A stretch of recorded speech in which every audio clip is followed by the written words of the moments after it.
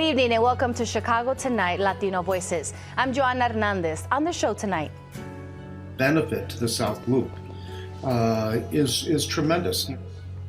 The White Sox are out with dazzling plans for a new stadium at the 78th. So what do residents think about that? A dispute over a mining proposal on the city's southeast side. And what warm February temperatures could mean for Chicago.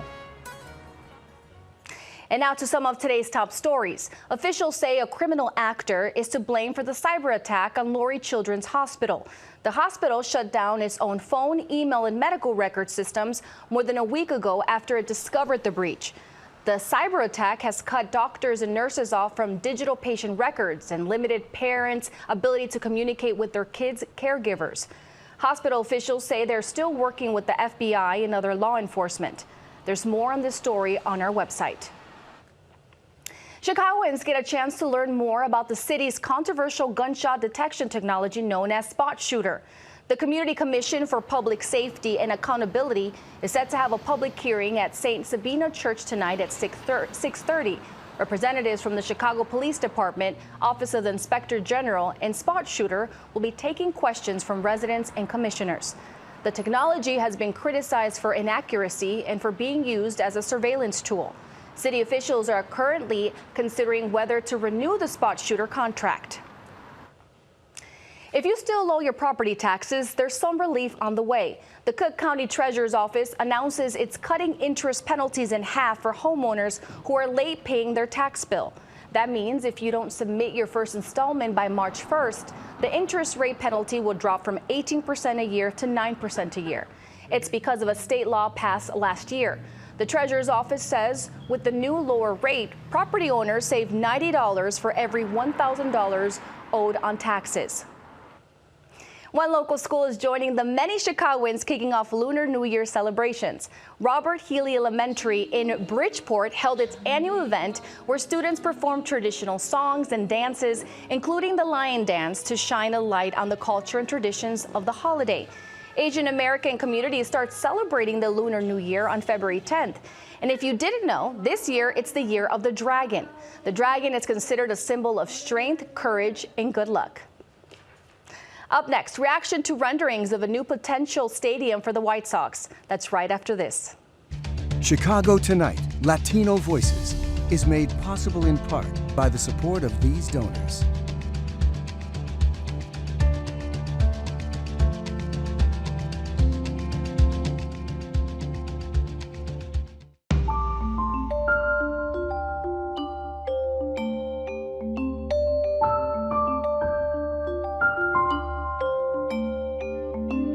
The White Sox are covering all their bases in a glitzy proposal to build a brand new ballpark on the 78th. That's a parcel of land in the South Loop owned by developer Related Midwest. It would nestle the stadium right along the south branch of the Chicago River and call for high rises and public park space. Not only that, the developer is proposing a reimagining of Guaranteed Rate Field in Bridgeport to be a soccer stadium, potentially to house the Chicago Fire in a neighborhood of affordable housing developments on land that is currently parking lots. Paris Schutz joins us now. Now, Paris, lots of questions. Tell me more about this. All right, well, it's a massive $9 billion plan unveiled jointly by Related Midwest and the White Sox. It's promising $4 billion in economic impact, $200 million in annual tax revenue to the city. Now, these are just estimates and projections. We don't know what's really going to materialize here. And it activates this long dormant parcel of land bordered by Clark, Roosevelt, and the river. Remember, it had bid and lost out for the Chicago Casino. It has one other thing planned for the site, the Discovery Partners Institute, a research center. So this would be a major anchor tenant for that giant piece of land that you see there. Some of the big selling points for a baseball stadium here: there's 3 CTA lines within walking distance, the red, the green, and the orange. There's a Metro line, the South Shore line that goes to Beverly, basically hitting all the neighborhoods where Sox fans come from on the south side. There's highways, there's eminently walkable sidewalks from the Loop.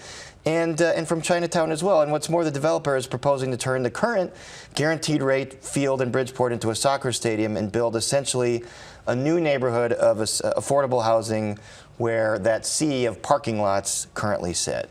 And the renderings look insane. Yeah. Like, just to think about that Beautiful. jumbo screen, can you imagine that? And the skyline is Sears Tower right there in the backdrop. And right there. I mean, so a big question here, who's going to pay for all this? That is always the question. And Jerry Reinsdorf, the owner of the White Sox, kind of has a history of the taxpayers footing the bill for his stadiums and for the improvements in his stadiums. And the White Sox tend to keep all the revenue. So there have been reports that the White Sox are looking to extend a 2% hotel tax that is paid for Guaranteed Rate Field and paid for subsequent upgrades at Guaranteed Rate Field.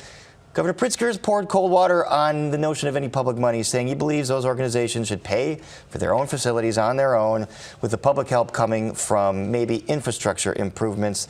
The related Midwest does have $140 million in public TIF money at its disposal to help develop the entire site. But so you're thinking $9 billion, $140 million is a fraction of a penny here. So they're going to be looking for more. So I did scroll through social media trying to see what people were saying. What I found interesting, there was some people who were commenting that, you know, they wouldn't be a Southside team anymore. But then tons of comments were like, this would be amazing. This would bring more of an area for people to go out after the ballpark, like a more night scene. And what are you hearing? Yeah, well, I don't, you know, it's still the South Side. It's the South Loop, and you've got Chinatown right there. It's what, 15 blocks north of Bridgeport where they are now. I mean, I heard other Sox fans like, where are we going to park? There's no parking lots in this plan, but I think the idea is to get people there via public transit. You know, it's been positive so far from the mayor and then Alderman Pat Dowell, who represents the ward where the 78 is, especially with the thoroughness of the vision to build an accessible neighborhood, you know, around the ballpark, not kind of locking it off from everything. But there's Nicole Lee, alderwoman in Bridgeport's 11th Ward. She sent us this statement, quote, I remain unyielding in my desire for the Sox and Bridgeport to continue our 100-plus year relationship past 2029. That's when this deal expires for Guaranteed Rate Field. We're convening a working group right now to focus on how to continue to make the 35th Street corridor desirable for the team as well as our neighborhood. And so normally you get pushback for these kinds of stadium plans from like the residents, especially in a residential neighborhood. But in this case, we spoke with the president of the South Loop Neighbors Association. He says, let's play ball. Let's play ball. The development of that in a wise and effective manner will benefit the South Loop. You know, right now you go down in certain areas of the South Loop and you see empty storefront after empty storefront. And we do need something to jumpstart the development of the South Loop. Mr. Wales says there are some caveats. Essentially, he wants to see the team in the city focus on making sure the lion's share of the traffic comes from mass transit and modes other than driving and parking in the neighborhood, which it does seem is a cornerstone part of this plan. Well, we do think that there's probably some things that should be done prior to even the ballpark being built, like the Red Line station at the 15th, probably building a new metro station. You know, the other thing that could be used, there's an operable but unused B&O bridge over the river that goes from Canal, and they could potentially use that to bring buses in, ride shares, taxis, etc. A lot of exciting plans to it, but of course, this is just the beginning. It's going to need approval from zoning in the city. It's going to need approval from Illinois lawmakers and the governor. Lots of steps here before the construction begins. So we'll have to see what happens. Thank you, Paris Schutz. Up next, a controversial proposal for the southeast side. But first, a look at the weather.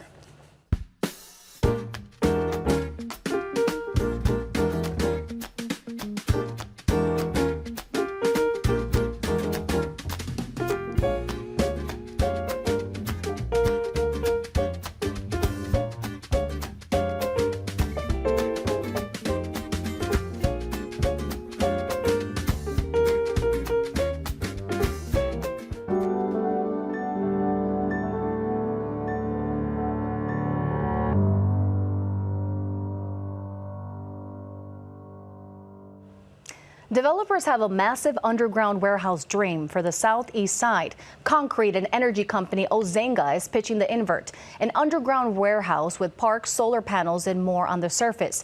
But in order to build, they would need to mine, a practice currently banned in the city.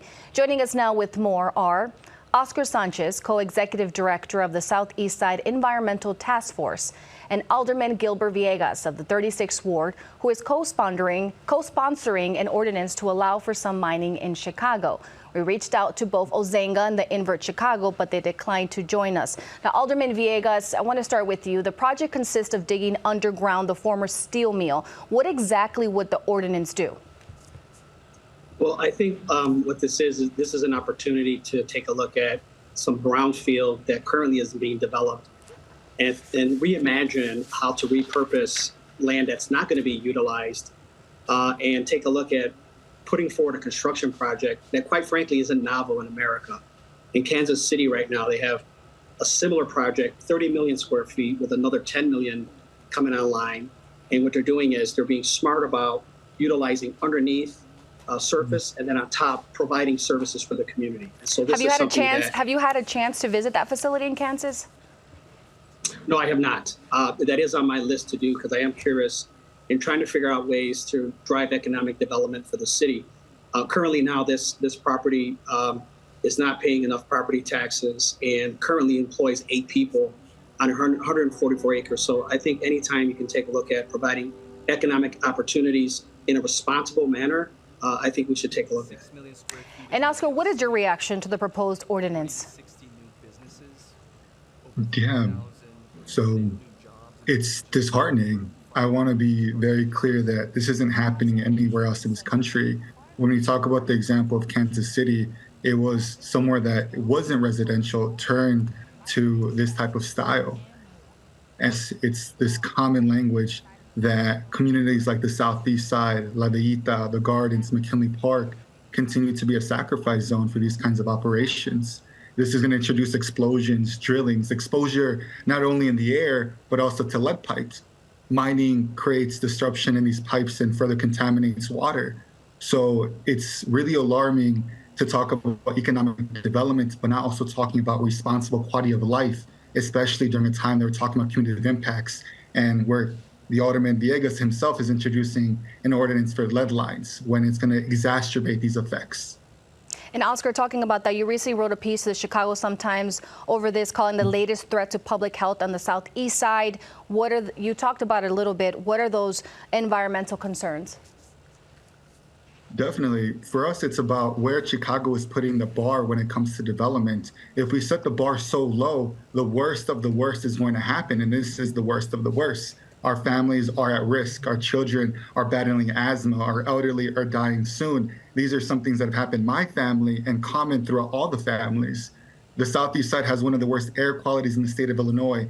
We have over 200 industrial operations. We have mountains of pet coke just lying openly exposed. There needs to be a real plan to, 1, check these chronic polluters, but 2, we want sustainable development and we want the city of Chicago to incentivize clean sustainability. And Alderman Villegas, you introduced the ordinance alongside Alderman Peter Chico, whose ward this project is in. Why support this controversial project that isn't in your ward? Well, I think I'm looking at it from an economic development standpoint and working with a new alderman who wants to bring jobs and opportunities to a section of the city that, quite frankly, has been abandoned. And listen, I agree with Oscar that historically there has been not enough emphasis on development, responsible development in the Southeast Side. And if this project, the developers weren't responsible, I would never co-sign on to it. So I think this starts the discussion around an opportunity to bring a new project, a new design, and at the same time taking into consideration that this will be employing people locally, creating $600 million in new tax revenue for the city, but doing it in a responsible manner. I would also say that this project is going to be all electric.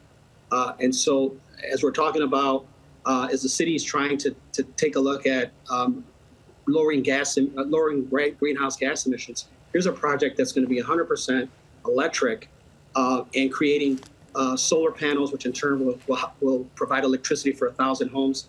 So there's a lot to take a look at. So what I want to emphasize to Oscar and to the Southeast Side is that all this does is start a discussion about how to invest in the Southeast Side, a community that historically relied on steel mills, and that industry is gone. But how do you repurpose brownfields in a responsible manner. And I think that what's being proposed for the invert does a couple of things. It provides responsible types of construction projects, provides all types of opportunities.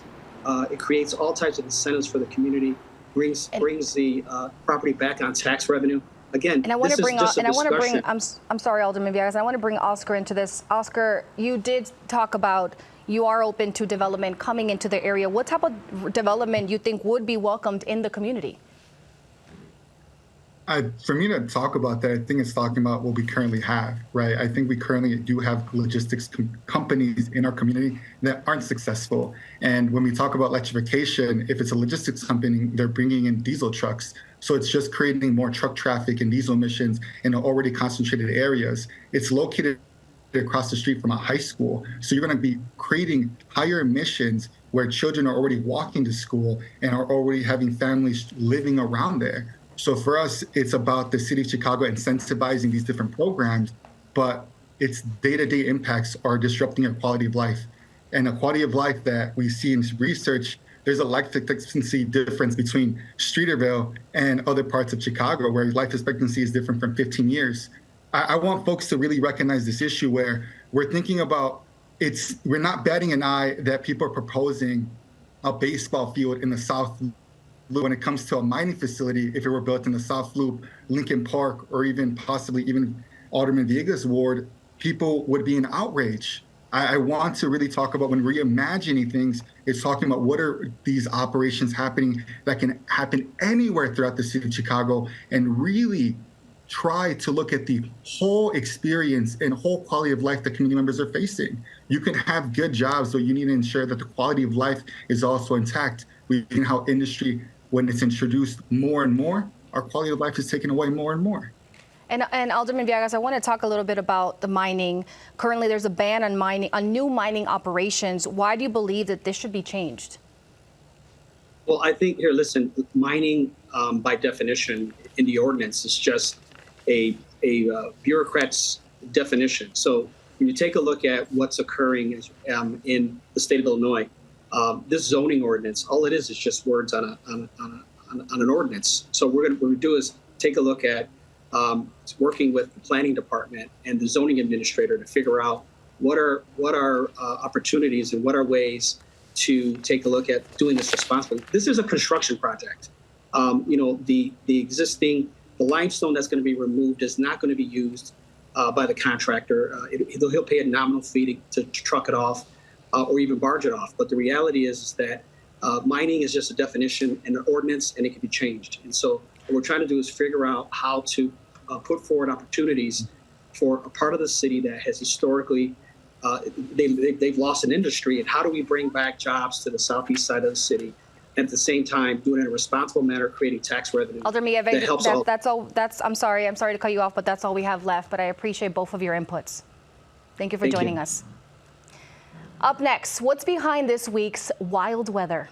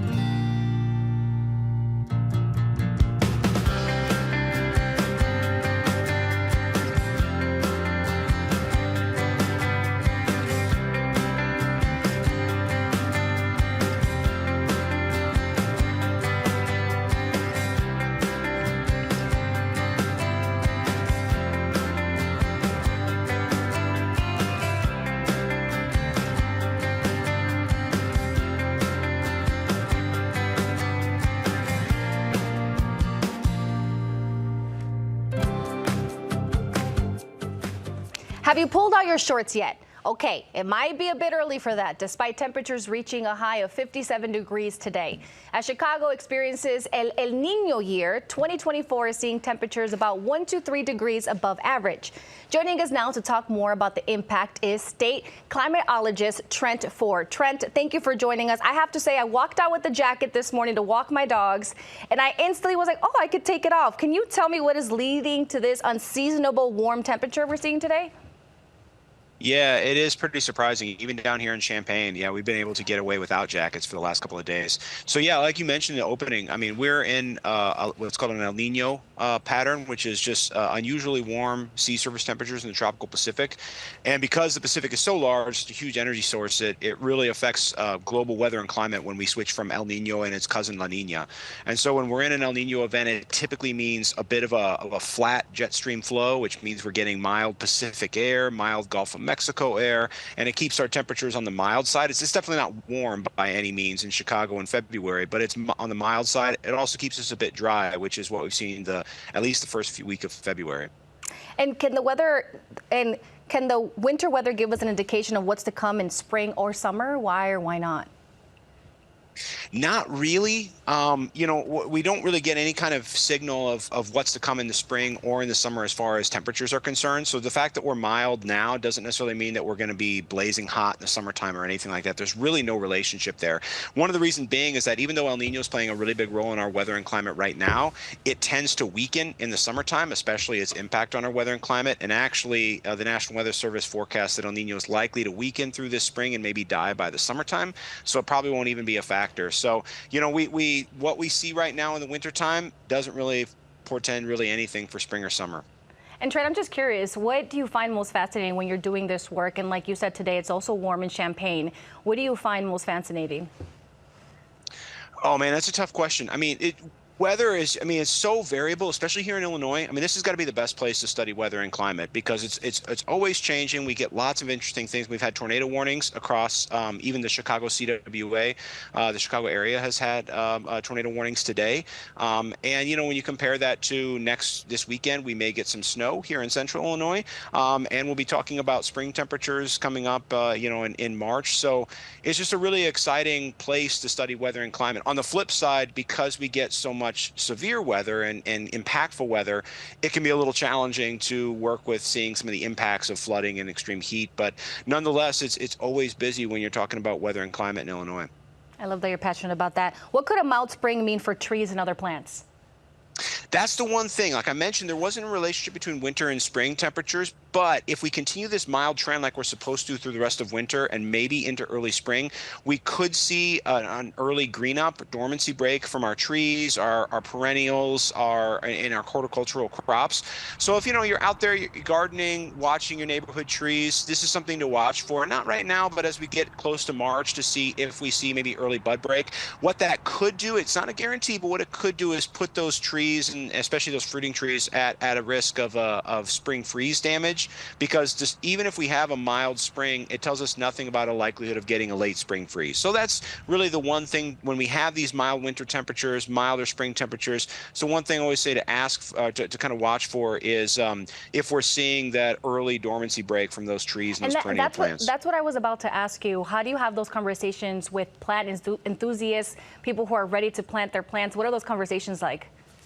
Yeah, it's really more about, for the perennials, just, you know, folks who are working in their yards, their gardens, their neighborhoods, they know their plants better than I do. So they're watching them, they know, but just something to kind of be on the lookout for, right? And say like, hey, if you're growing peaches, for example, or you got a nice apple tree that you like to pick from in the summertime, just watch it and make sure that you're taking precautions as it needs to be if it's opening up early. As far as planting plants, again, just remembering that even if we get a little bit warmer than normal in early spring, it doesn't mean we won't have a timely or late spring freeze. So it's always good to be patient when planting those tomatoes and things like that. You know, just because we get that one warm up in March doesn't mean that you can throw them into the ground and they'll be all right. So you know, patience during the springtime. I'm gonna take that in mind. I'm going to take that in mind because I'm planning to build a whole garden outside in my backyard. Now, since Chicago, it seems like there's a week where it's really cold and then it's really warm. Can we expect the rest of the winter to be this mild? So It'll likely, if the outlooks are right for the rest of February, which ends kind of climatological winter, it's likely to be mild throughout the next few weeks until the end of February. It doesn't mean that we won't get some shots of cold air, but there's nothing on the outlook that shows anything like what we saw in mid-January with we get that big, cold air outbreak that lasted for a while. Well, I appreciate that, Trent. It was very informational. Thank you. Hey, thank you very much. And that's our show tonight. Be sure to check out our website, WTTW.com/news, for the very latest from WTTW News. And join us tomorrow night at 5:30 and 7 for the Weekend Review. We leave you with more of a Robert Healy School's Lunar New Year celebration. And now from all of us here at Chicago Tonight Latino Voices, I'm Joanna Hernandez. Stay healthy, stay safe, and buenas noches. So cute.